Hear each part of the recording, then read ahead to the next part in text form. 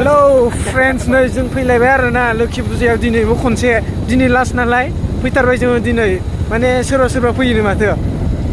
actor actress आरो दिनै बिराद बुरजा मानसि लोगो मोनगोन जोङो आंनि गोसोनायबो नुनो हागौ आरोना ओमफ्राय नुवाबो जानो हागौ बांद्राय मोजाङैबो बुंनो हाया माने गोसोनायाबो आंनाबा दंना गैयामोन बारा गोसोआव गैलायलाङाना चीटिंग करता है तू चीटिंग करता है तू नै बा मानसि माखा आयौ सम्फब मानसि फैदोंलै बाप्रे बाप लामा मानि नै माबा दङ मा होनोमोन इखो गाथा ना थिंख्लि ना सिबिं होनो जायखिजाया नंगौ आरो इयो माबा मोनसे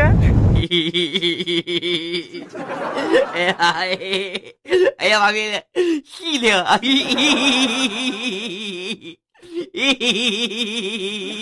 मिथिफैगोन होननानै गोसोआ मार गोजोन मोनदोंमोन दा दिनै मिथिखौ फैगोन होननानै मार मोजां मोनदोंमोन आङो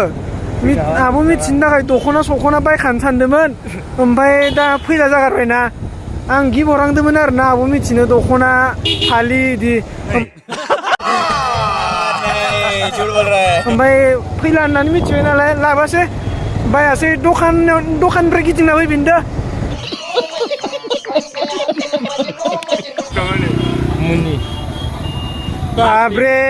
फार्स्ट जाम बाइकखौ सिगाङाव दोनना जोङो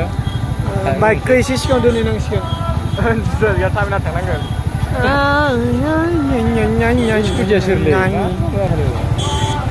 ओइ र' लासै फाग्ला सोरबा बिरलायलांबा मा जानांगौ जाखो बाइक स्टेन्ड दोननो अन्थाइ नागिरदों अन्थाइ नै बिदि जागोन ना जाया मोनबाय हा अन्थाइ नांलायगौ जाबायलै नै दे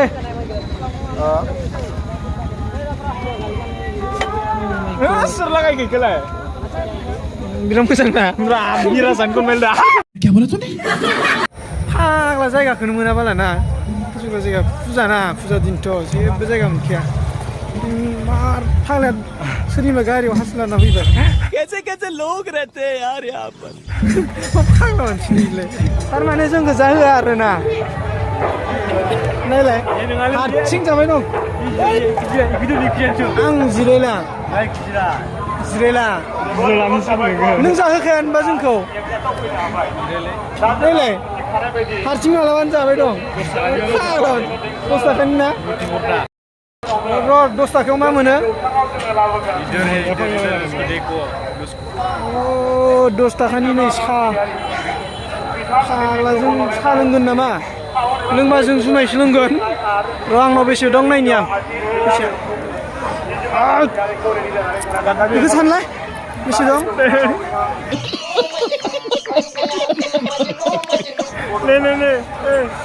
सान जोंना सान नियाव देखाय सानलाय बेसे दं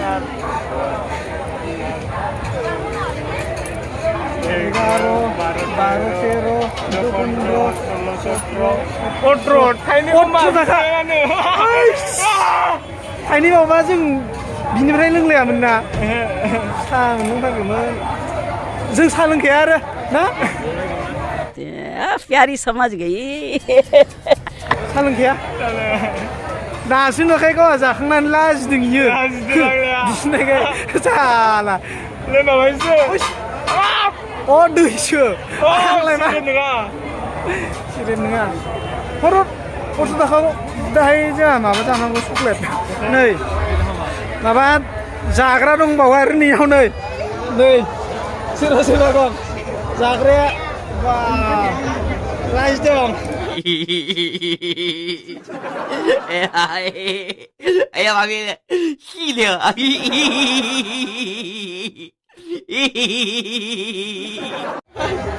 माथो गंसे जोबना दाखो फैसाखौ सोर होगोन आं होआलै आंना 18 थाखाल' दं नै जोङो नैबे बोरो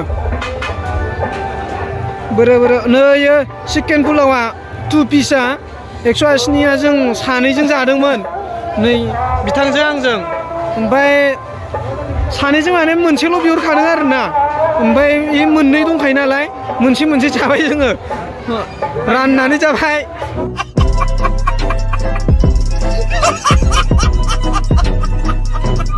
उपाय गैया ओमफ्राय फैसायानो गैला दा मा खालामनो आरोना ओमफ्राय जोंथ' ओंखाम जाखाना फैदों नालाय ओंखाम जाला नैयाव साहा लोंनो नागिरदोंमोन ओमफ्राय लाजिनाय मोननानै लोङासैलै बाला मा होननानै लोंनो लासिं सिंलाय एफा मोजां दखानाव नै बिबार दंलायो माने बिबार नालाय ओमफ्राय लाजिदों जोङो साहा लोंनो ओंखायनोथ' लोङासै इखौ बाद दि नहीं ये लोग कहां से आते हैं ये फैनायाथ' गावदां गावदाङानो फैदोंमोन ओमफ्राय जोंनि गैया आरोलै रावबो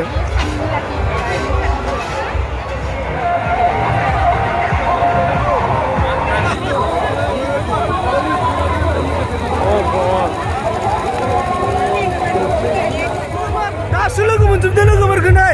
जोंना नै सोर सोर दं बिरफुं ओमफ्राय ओरैजा रमेन फाग्ला ओमफ्राय नै जोंना अभिजित फाग्ला ओमफ्य नै जेनिया मेम आब्दुल ब्लगार ओमफ्राय नैयाव बिथाङाबो आंजों दंखायो ओमफ्राय दिनेश गेंआनो फैजोब्बाय एबारसो गें दिनै गें गासै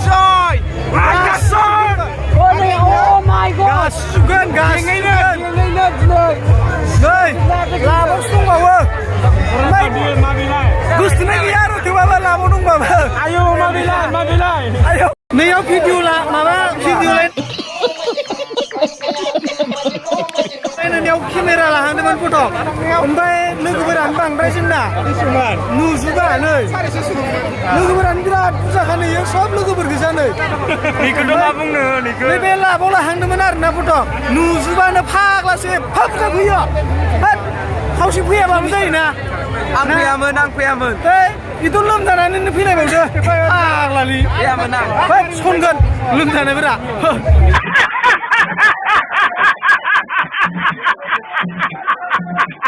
र' लोगोफोर लोगो मोनदो र' नै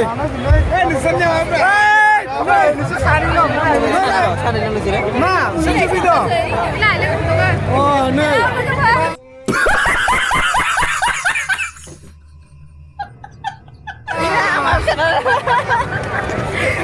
सिगां फैग्रोखायो मालाय बिसोरो ना बाब्रे ओमफ्राय नोंसोर मा दावराव जाबाय दं बिसोरो जागाखै ओंखारदो मा दावराव जाबाय दं गैलालै गोसोथोनाया नेगासिनो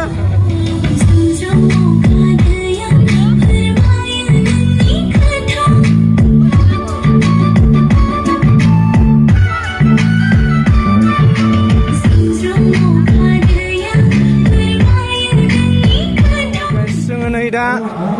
सुदेम सना आब'खौ लोगो हमनो फैदो नायलांबाय थादों नोंथांमोना आब'खौ लोगो हमनो जमनानै दङ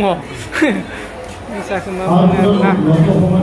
जमना दंखौनो बुंनांसिगोन जोङो खाथियाव लाबाय दं नै आब'जों आरोना जों दसे थानानै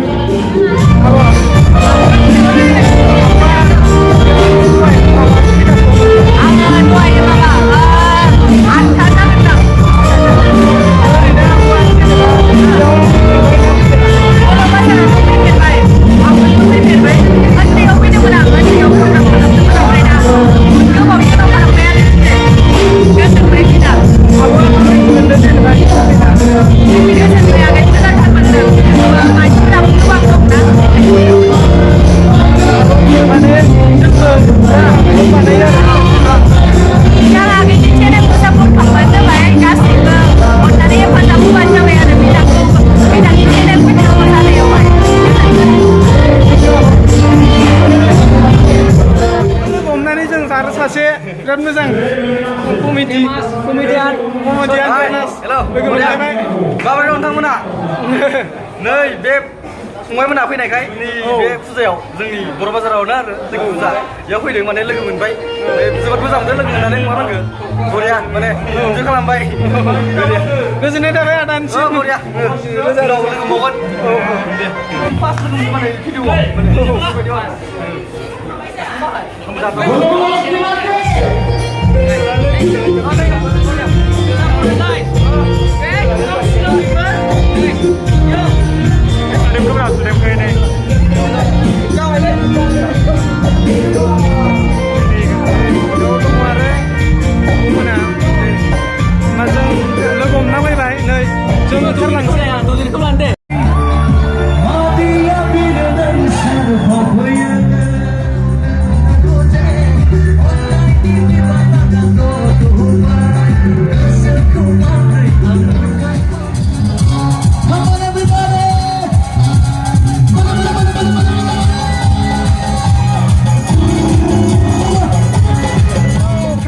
जोङो दा फैबाय न'आव थांनो फैबाय आरोना